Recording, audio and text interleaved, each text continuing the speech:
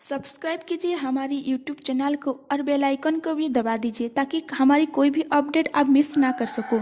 आज की कहानी में दिखाया जाएगा कि अनुपमा बहुत परेशान होते हुए कमरे से बाहर चली आती है। वनराज और उसकी शादी जहाँ पर हुआ था वहाँ आके वो सब कुछ याद करती है और वो वनराज का दिया हुआ धोखा को भी याद करती है। और जिस कुंड में अग्नि जला के फेरे लिए थे वो दोनों, उसी कुंड को जला के वो वनराज की पहनाई हुई मंगलसूत्र को जलाने की कोशिश करती है। तभी वहीं पर देविका आ जाती है और उसे रोक लेती है। देविका कहती है, तू और कितना जलेगी, कुछ बोल, मैं तेरी दोस्त हूँ ना, तू मुझे बता सकती है। लेकिन तभी भी अनुपमा कुछ नहीं बोलती है। देविका अनुपमा को लेकर घर से बाहर चली जाती है। इधर काव्या वनराज के घर में आने के लिए अपने घर से बाहर निकलती है। अपने गेट पर खड़ी होकर वनराज के घर की तरफ देख रही होती है और वो सारे बातों को याद करती है।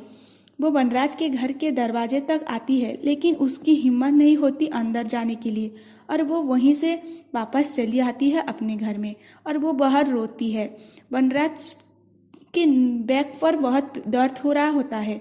वो बाम लगाता है और बोलता है कि एक गलती की वजह से मेरे पूरे परिवार बिखर सकता है, मुझे कुछ करना पड़ेगा। तभी दूसरी तरफ दिखाया जाएगा कि देविका अनुपमा को कार में बिठाकर कहीं ले जा रही होती है।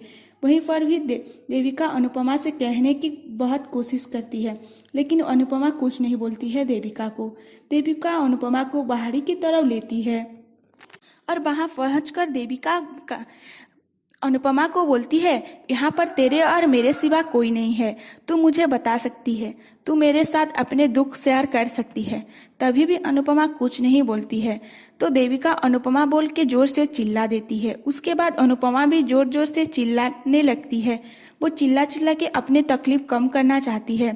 फिर अनुपमा खाई की तरफ जाने वाली होती है कि देविका उसे रोक लेती है। जब अनुपमा नहीं मान रही होती तो तभी देविका उसे एक थप्पड़ भी लगा देती है।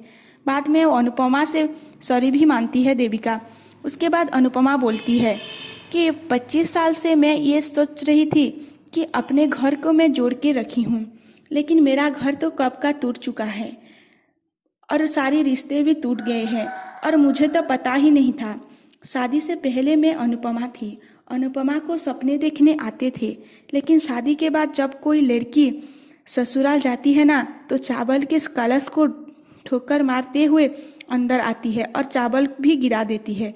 वो पता चला मुझे अब कि वो चावल का कलश नहीं होता है, वो उस लड़की का सपना को कलश होता है जिसे वो खुद अपने पैरों से ठोकर मारती है और अपने टूटे हुए सपनों के ऊपर चल के आती है ससुराल में।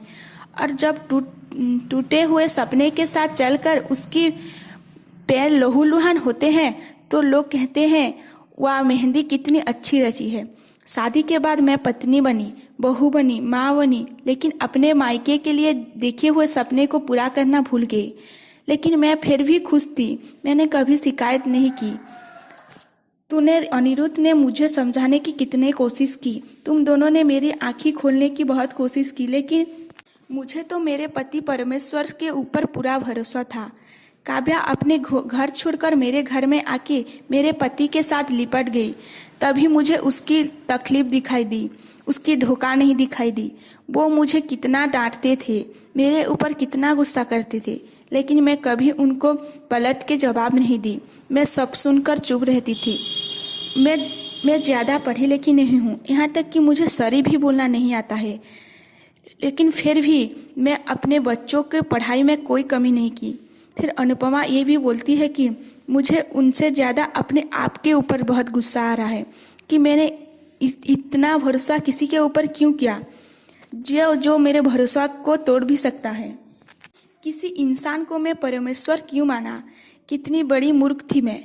उस दिन उन्होंने मुझे कहा था कि मेरे बदन में मसाले की बदबू आती है, मैं उनके लायक नहीं हूँ, उनके साथ कहीं भी जाने की लायक नहीं हूँ। तुमसे शादी करना मेरी जिंदगी की सबसे बड़ी गलती थी। उसी दिन ही मैं टूट गई थी देविका, उस दिन तुमने मुझे संभाला था। फिर वो आके मुझे सॉरी बोले और मैं विश्वास भी कर लिया। एक पल के लिए भी नहीं सोचा कि इंसान गुस्से में जो भी बोलता है वो सच होता है, और उसके बाद जो भी खुशियाँ मुझे मिली वो सब कुछ झूठ था, धोखा था। और आज की कहानी यहीं पर ख़त्म हो जाती है। कल के एपिसोड में दिखाया जाएगा कि अनुपमा बोलती है, इन हाथों ने घर को सजाया है, दूसरों की ज़िंदगी संवारी है, लेकिन अब मैं अपने खुद की ज़िंदगी संवारूंगी। और वो मंदिर में जाके माता रानी से बोलती है कि आगे की रास्ता बहुत कठिन है, लेकिन मुझे हिम्मत देना माँ, मेरी हिम्मत ना टूटे। आज की वीडियो में बस इतना ही। वीडियो देखने के लिए आप सभी लोगों को धन्यवाद। अगर वीडियो आपको अच्छी लगी है तो एक लाइक कर दीजिए और शेयर कर दीजिए। धन्यवाद।